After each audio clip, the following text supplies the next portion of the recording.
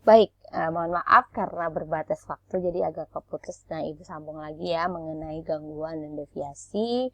Kemudian apa itu sehat dan normal. Jadi untuk memahami kesehatan mental kita perlu juga mengetahui gitu ya konsep-konsep apa itu gangguan, apa itu deviasi, apa itu sehat dan apa itu normal gitu ya.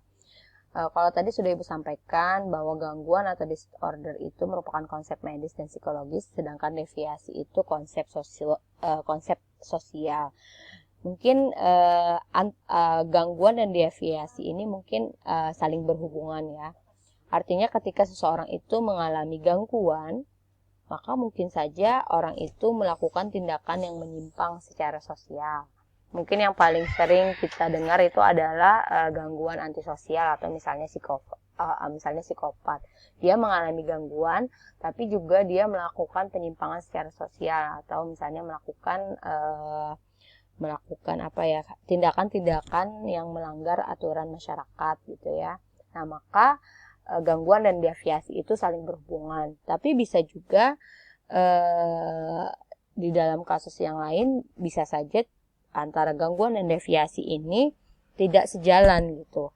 Artinya mungkin orang itu mengalami gangguan tetapi mungkin tidak deviasi gitu. Misalnya orang yang memiliki anxiety disorder gitu ya, mengalami kecemasan atau gangguan kecemasan, tapi dia tidak melakukan tindakan-tindakan yang menyimpang dari norma masyarakat, maka antara gangguan dan deviasi itu ada kalanya tidak saling berhubungan ya. Nah, itu gangguan dan deviasi. Nah, sekarang kita bahas lagi mengenai sehat dan normal. Nah, kalau tadi kan mungkin bahasa sehat dan sakit mungkin juga sering kita gunakan istilah-istilah itu dalam kehidupan sehari-hari. Begitu juga dengan sehat dan normal ya. Seringkali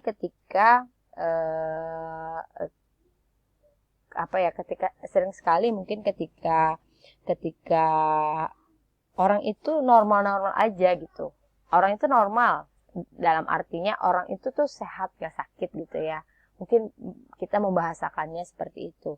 Padahal kalau kita lihat normal itu sendiri memiliki beberapa pengertian gitu ya. Kalau di sini tidak adanya gangguan atau kesakitan, keadaan yang ideal atau keadaan mental yang positif, normal sebagai rata-rata pengertian statistik, kemudian diterima secara sosial, dan proses berlangsungnya secara wajar. Atau misalnya maksudnya di poin 5 ini proses berlangsung secara wajar itu misalnya terkait dengan perkembangan anak. Misalnya anak usia 1 tahun sudah bilang mama dan papa, maka itu dikatakan perkembangannya normal. Jadi sebenarnya perlu kita bisa dilihat gitu. Artinya sehat itu lebih bermakna pada pengertian khusus, sedangkan istilah normal itu tidak selalu berarti sehat ya. Mungkin itu yang perlu kita pahami mengenai beberapa definisi, baik itu gangguan, deviasi, sehat ataupun normal. Mudah-mudahan kita udah bisa membedakan gitu ya. Ketika kita mau bilang disorder apa, ketika bilang kita deviasi apa, ketika kita mau bilang sehat itu yang seperti apa, ketika kita bilang dia itu normal itu yang seperti apa. Jadi itu perlu kita pahami ya.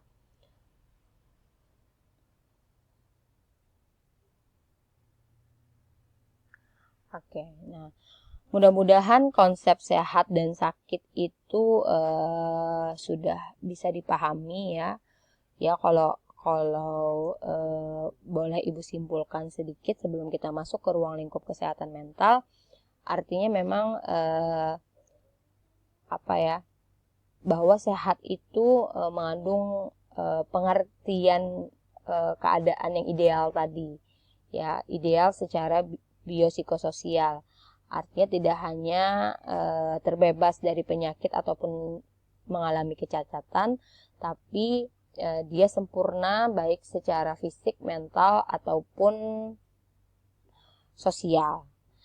Sedangkan sakit itu sebenarnya juga mengandung makna biopsikososial, artinya ada konsep disease, illness ataupun sickness. Jadi ada dimensi biologisnya, psikologisnya dan sosiologisnya.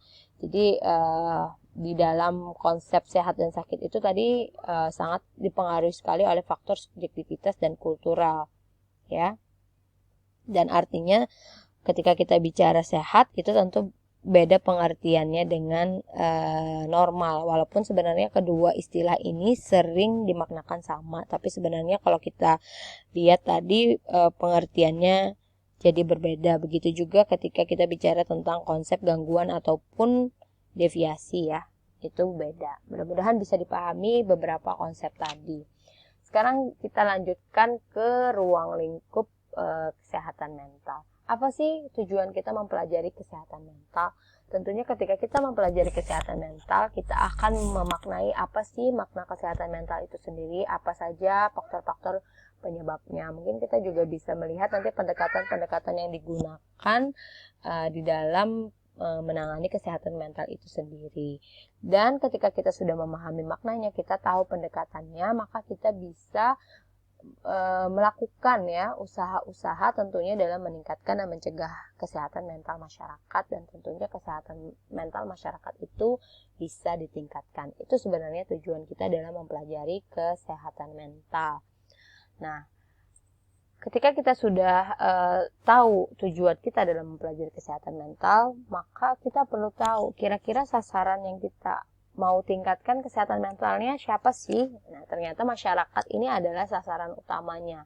Dan di masyarakat ini tentunya ada tingkatannya. Ya, kesehatan mental ini bisa kita lakukan pada masyarakat umum. Artinya masyarakat umum itu masyarakat yang sehat, masyarakat yang tidak berada dalam resiko sakit, gitu ya. Ada juga masyarakat dalam kelompok resiko sakit. Jadi ini mungkin masyarakat yang berada di dalam situasi atau lingkungan yang memungkinkan mengalami gangguannya itu ada, gitu ya. Jadi dikategorikan sebagai masyarakat dalam kelompok resiko sakit. Kemudian ada juga kelompok masyarakat yang mengalami gangguan, jadi artinya ya masyarakat yang memang sedang terganggu kesehatan mentalnya, atau kelompok masyarakat yang mengalami kecacatan. Nah, mungkin ketika masyarakat yang mengalami kecacatan, bagaimana masyarakat ini atau mereka yang mengalami kecacatan ini dapat berfungsi secara normal di dalam masyarakatnya. Nah, ketika kita bicara tentang tadi tujuan ataupun sasaran dalam kesehatan mental,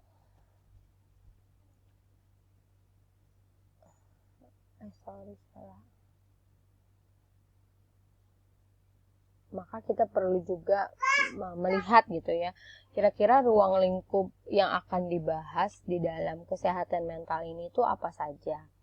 Ya, ternyata di ruang lingkup kesehatan mental kita akan berbicara mengenai pemeliharaan dan promosi kesehatan mental individu dan masyarakat, kemudian prevensi dan perawatan terhadap penyakit dan kerusakan mental. Jadi ruang lingkupnya nanti ruang lingkup kerja kesehatan mental itu ada promosi kesehatan mental, ada prevensi primer, sekunder, dan juga tersier. Jadi promosi kesehatan mental ini memang usaha-usaha untuk meningkatkan kesehatan mental tadi, ya. Ya, kalau kita kaji dari kontinum tadi loh, bahwa artinya misalnya orang yang sakit bisa ditingkatkan menjadi sehat, atau orang yang berada di tengah-tengah bisa kita optimalkan kesehatannya misalnya. Kemudian prevensi primer ini mencegah timbulnya gangguan dan sakit mental. Jadi sebelum gangguan dan sakit mental itu terjadi, maka kita cegah dulu. Ya, kalau sekunder itu dia sudah terjadi, gitu ya. Tapi yang bisa kita lakukan adalah untuk mengurangi durasinya. Artinya jangan sampai ketika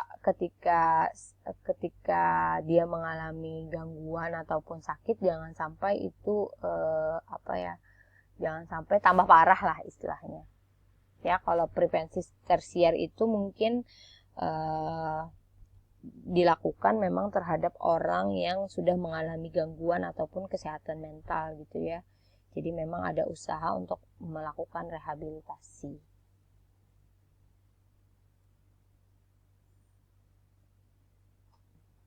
Nah, ketika kita bicara tentang kesehatan mental gitu ya, kesehatan mental yang kita maksud di dalam perkuliahan ini bukan kesehatan mental yang hanya berfokus pada individu saja, tapi sebenarnya kesehatan mental yang dimaksud di sini adalah kesehatan mental yang lebih menekankan pada kesehatan mental masyarakat.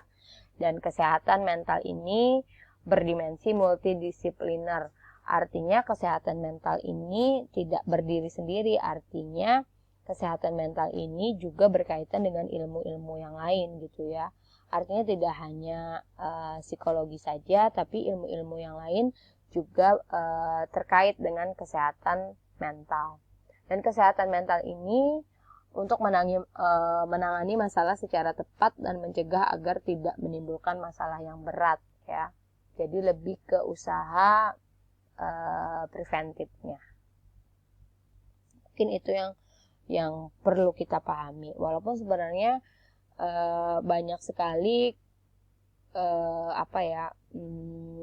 ya tadi beberapa salah paham mengenai kesehatan mental. Mungkin kesehatan mental itu yang kita pahami adalah bahwa ya tadi penanganan utamanya lebih pada individu, lebih pada pendekatan individu, padahal sebenarnya kesehatan mental yang dimaksud tadi adalah lebih kepada kesehatan mental masyarakat. Jadi lebih kalau kita bicara masyarakat itu kan lebih kepada pendekatan komunitas gitu. Jadi bukan ke pendekatan individualnya lagi. Dan tadi bahwa untuk memahami kesehatan mental itu tidak hanya dari satu bidang ilmu saja, tapi juga dalam berbagai bidang ilmu-ilmu yang lain ya.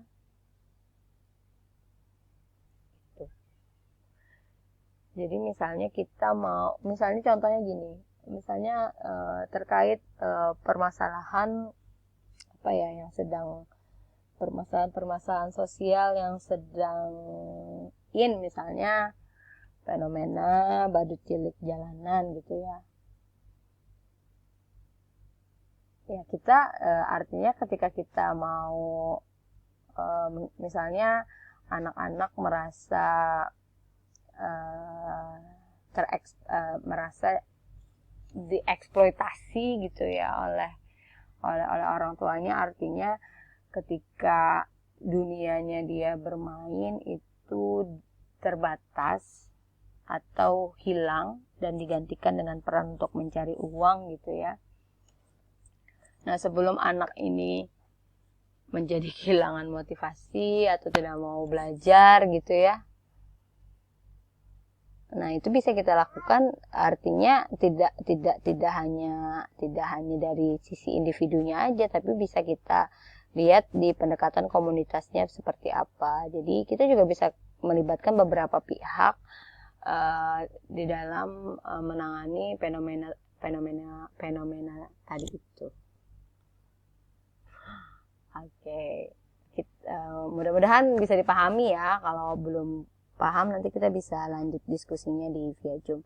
Mungkin itu saja yang bisa Ibu sampaikan. Terima kasih atas perhatiannya. Wassalamualaikum warahmatullahi wabarakatuh.